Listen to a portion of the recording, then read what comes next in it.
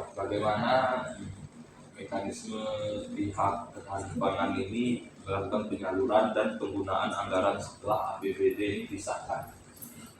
Oke, mekanismenya ya. Jadi kan setelah APBD disahkan itu nanti bentuknya berupa dokumen pelaksanaan anggaran atau DPA. Di DPA itu merinci setiap kegiatan-kegiatan tuh, di situ ada uang-uangnya, target misalnya target kegiatannya berapa, outputnya berapa, target uangnya berapa, kapan mau dilaksanakan tuh di DPA itu semua jelas itu, belanja apa saja gitu.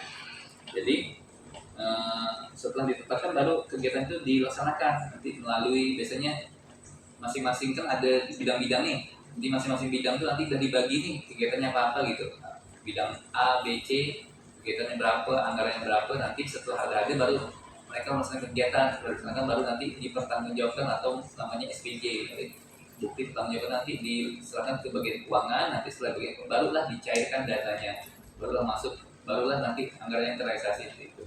Berarti setiap pihak yang mau melakukan itu yang di kegiatan itu berarti semuanya harus melakukan laporan dulu Pak, ya, sesuai dengan dana yang diminta. Yang ada di anggaran sudah dipatok sekian gitu. Terus Mbak, apa tantangan yang sering dihadapi dalam pelaksanaan kegiatan sesuai anggaran yang telah ditetapkan?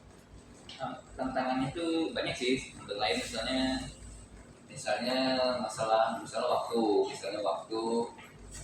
kita rencanakan ini misalnya di bulan 1, ternyata pada pelaksanaannya ada hal-hal teknis yang tidak bisa kita hindari, jadi molor ke bulan 2, otomatis anggarannya pun jadi tidak bisa terserap di bulan 1. Jadi yang kedua yang kedua masalah ini biasanya masalah SDM, maksudnya di SDM atau SDM dari pelaksana kegiatan itu kadang-kadang kan SDM-nya kurang mumpuni sehingga kegiatan tersebut kadang-kadang terlambat segala macam. Terus yang ketiga biasanya proses administrasinya kadang-kadang kalau untuk pencairan dana itu kan butuh administrasi, itu kadang administrasinya kurang lengkap atau kurang valid, jadi biasanya dikembalikan dulu, setelah lengkap baru kita dicairkan. Jadi emang kita agak ketat gitu, kalian kan uang negara kan, jadi harus betul-betul selektif gitu, dokumentasinya, bukti-bukti, misalnya kan kami rapat nih memang ada bukti, kalau kami rapat itu ada bukti absennya, undangan rapatnya, ada notulennya, jadi memang harus ada, jadi bukti itu lengkap baru bisa dibayarkan gitu. Jadi memang takut karena kita kan duit masyarakat jadi kita. Dan terakhir nih Pak, bagaimana dinas ini memastikan efisiensi dan efektivitas dalam penggunaan anggaran? Yang pertama itu kita harus menantikan bahwa kita nyusun itu sesuai dengan perencanaan.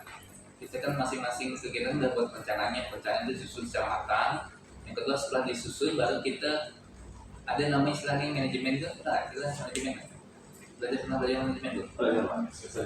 Ada manajemen istilahnya POA, planning, organizing, actuating, and controlling. Perencanaan, pengorganisasian, pengarah. Jadi setelah direncanakan nanti diorganisir nih orang-orangnya, nanti actuating itu kayak pengendalian, kita mengendalikan dari masing-masing part, nanti itu controlling atau monitoring. Jadi setiap kegiatan itu harus ada monitoringnya.